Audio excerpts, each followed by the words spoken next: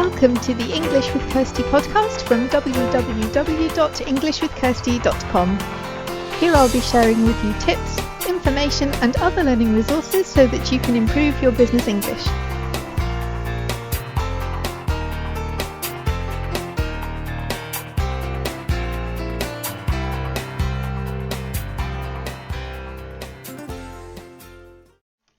Hi everyone, and welcome back to the English with Kirsty podcast. And today we are actually talking about podcasts, but not in the way that we have before. So previously I talked in episode 57 about how podcasts can help you to learn a language. And, if you're listening to this, you probably don't need to be convinced of that podcasts can help you. But if you do want to listen to that, I will link it from the show notes page, which is englishwithkirsty.com/podcast/episode 57. And you can also scroll back to wherever you get your podcast to find the different ways in which podcasts can help you. But that's not what we're going to talk about today. Today is about how you can choose the right ones, because obviously if you want to learn English, you can look for podcasts that help you to learn English. That's probably what most people have done here to find English with Kirsty. But it's not just podcasts about learning English that can help you. There are so many different types of podcasts around, and what is interesting and helpful for you will depend on what you're interested in, what kind of person you are. If I think about my feed, I have news podcasts, I have technology podcasts, I have podcasts about dogs because dogs are cool. I have podcasts for people who run their own businesses. And I've got a bunch of other stuff as well. But, it really depends who you are. My feed will look a lot different to other people's feeds. I have podcasts in 3 languages.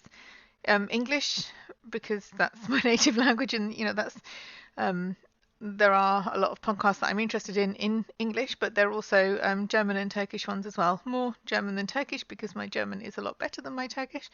But I have 3 languages going on in my podcast feed. And so for you, if you want podcasts to help you with your English, it really depends on what kind of things you're interested in. Because if you're listening to something that you think is really boring, like if I listen to something about football for improving my German, I may learn some new words because I don't know any football vocabulary, because I think it's not very interesting for me. But I probably wouldn't stay focused. My mind would start to wander. I'd start doing other things because I just don't find that very interesting. So one of the key things here is if you're doing extra things that are not part of any course you're doing, that's something in your own time, then the really key thing is find something that will interest you, because then you'll stay with it longer. And so generally I think podcasts are overlooked because people immediately think, oh, listening skills, let's go to YouTube, let's go to Netflix, let's look at the subtitles and learn that way. But, podcasts are really good because they are about listening. And I've covered this already, but, you can take them wherever you're going. You don't have to have somewhere with a screen. You can be driving and listening to a podcast. You can be running, as long as you do all these things in a safe way. They are very portable and you can listen to them anywhere. You can repeat them.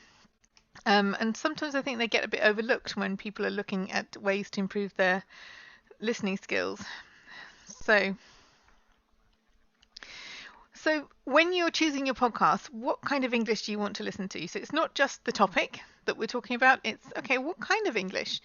My English is British English. Do you want to listen to British English? If you are working with a lot of people in, Canada or something like that, you may want to find some podcasts where people speak Canadian English, especially if you need to listen to the people at work and understand them. It may help you to find other people in podcasts who speak using that type of English, or Australian English or Indian English or something like that. The ones that people usually talk about are, British or American English, but there are so many other types of English too. And if you have a lot of contact with a certain type of English at work or socially, or because you want to travel to that country, then, look at podcasts where that kind of English is spoken. And if you're finding it difficult, you can also log into the podcast, like to iTunes from that country. And then the most popular podcast, there's a higher chance that those podcasts will be in that type of English if it's what people are listening to. It's not always the way, but if you're struggling to find things, then that's another way of doing it. But look for that kind of English and then narrow down your choices in terms of what the podcast is about. Do you want to listen to conversational English or do you want to listen to lectures? Because things like documentaries are often easier to listen to because they are people think about what they're going to say because they're presenting information. So often I had a student who said that watching documentaries or listening to them was easier than maybe a film or something because the speech there is sought out a lot more clearly. It's often scripted and the speech is slower, so it's easier to understand. Is that the kind of thing you want to listen to, or do you want something a bit more spontaneous, a bit more chatty? Maybe people don't know what they're going to say. Maybe they have a few points for their discussion, but they just see where the discussion takes them. And that will be harder because people maybe speak at the same time, they speak faster, they maybe interrupt each other, maybe they change their mind halfway through a sentence, what they're going to say, or maybe they say something that doesn't make sense and then they start again because they realize that what they were saying didn't make sense. So that's far less scripted, but more like day-to-day conversations. And it depends what you want to achieve with listening to podcasts. If you're going to listen to things at work, presentations at work perhaps, then the documentary style podcast will be good for that. Or if you want to learn vocabulary about a specific topic and you want to really focus on what's being said, then that's also quite good. If you can find something that's made a bit more, say, professionally, then you can find vocabulary on that topic. But if you want to understand your colleagues after a meeting, if everyone goes out for coffee or something or for dinner, then listening to more conversational English will help because that's more natural. It's more like natural speech. It's faster, words disappear, that kind of thing. So you will find that will help you with your listening skills. But again, it depends what you want to listen for.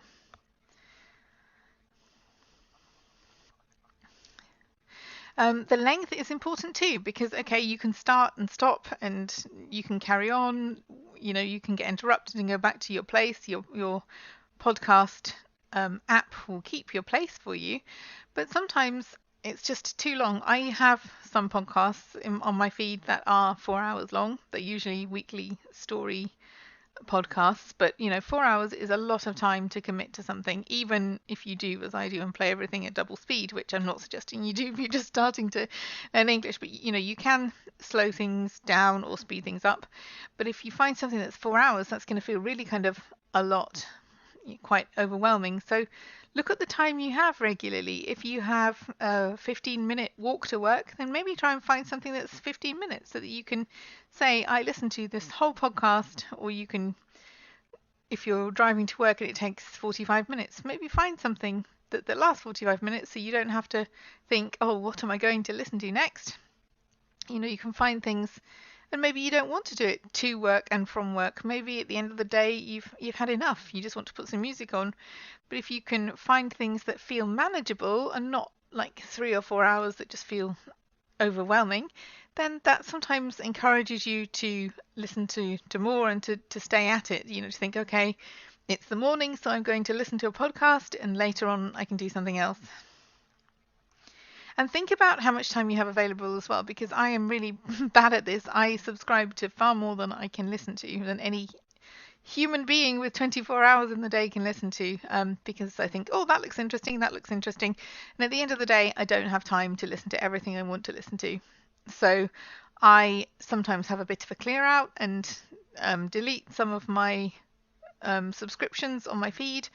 I certainly don't listen to everything. So if there's something which is old, like news that's more than like 3 or 4 days old, I won't listen to. I'll just delete because that's old news now. We've got new news and I want to listen to that instead. If something doesn't interest me, like some of the, for example, technology podcasts that I listen to, some of the topics really interest me, others don't. And if it doesn't, I'm not just going to listen to it because it's there. I'm going to delete it and then free up my time for something else. So you have to be a bit, it's just like, I think of it as a shop window, so not as a reading list. I have to read every single thing on this list. But it's like a shop window. And if you like the look of something, you can buy it, you can consume that podcast episode. If you don't, into the bin with it, because otherwise it can get overwhelming. And also presenters play a role too, because if you're going to be listening to someone for however long, you want to be listening to a voice that you actually like listening to. I think there are several things to consider here. So do you like the content? Do you like the sound quality? I was listening to some interviews, and all, I'm not sure how they did it, but the interviews, the person who was doing the interview, you could hear them really well. The other person sounded like they were under the sea or something. And especially if you're learning another language, that's really hard. That's not an enjoyable listening experience, particularly if it's not your native language. So, that kind of thing does play a role. But more generally, people have different styles, different ways of presenting.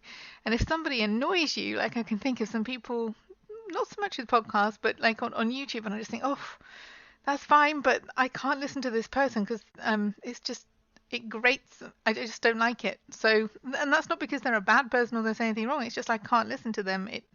It's the style is not right for me. So, listen to a bit of the podcast, find out what kind of people you like, whom you like listening to, whose voice is something that you think, yeah, I can listen to that, and not like, oh, this is either driving me crazy or sending me to sleep, because you don't want that either, because you won't learn if you're asleep. So there are lots of factors. It's not just the content, it's how it's presented. It's, do you like something where there's more than one person? Do you like something where there are different people every week? There are all these things to take into consideration, and your answers to these questions will help you to choose which kind of podcasts are right for you. And finally, your friends. What are your friends like? Maybe not all of your friends like podcasts, but if they do, then maybe they've got some really good suggestions for you. I've listened to things because other people have recommended them before, and I've been pleased about that because I enjoyed them.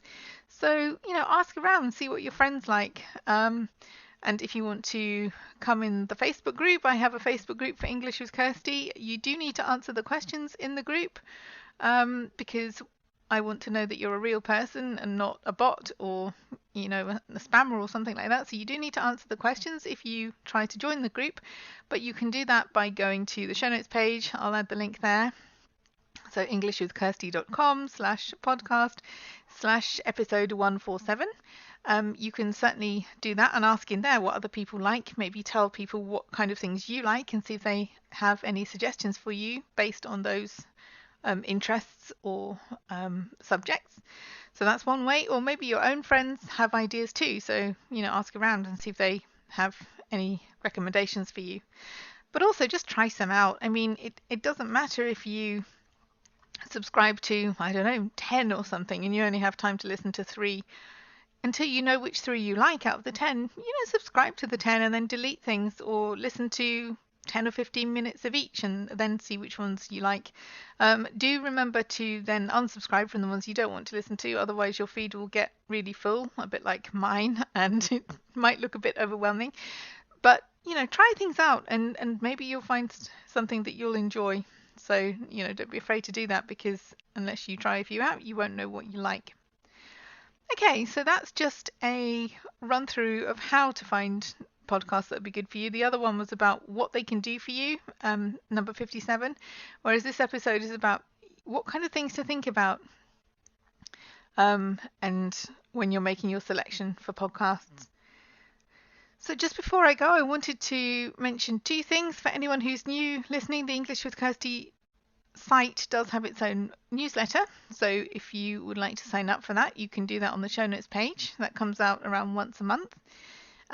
Because English with Kirsty isn't just a podcast, there's a blog, there's other information just for subscribers, there's sometimes special offers, there's extra information and links to other places, other resources on the internet. So if you are interested in signing up for that, you can.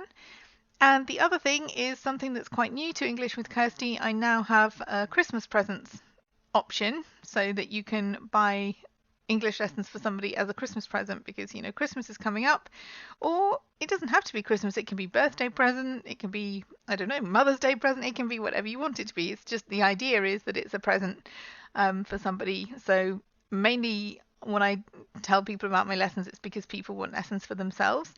But if you have somebody that you would like to buy a present for, then there's also the option of doing that with English with Kirsty now. They can get a voucher for lessons. And this is just for adults because my lessons are only for adults. So if you have children or want to buy for children, then there are people in a better position to help them. But yeah, just to let you know that the presents are available now as vouchers, and I will also add links to the show notes page to show you where you can find more information about that. Okay, so that was about podcasts. If you have any favourite podcasts that you really like listening to or that you think have helped you with your English, let me know what they are, either in the comments section on the show notes page or send me an email to podcast@englishwithkirsty.com. So have a great week and have fun learning English.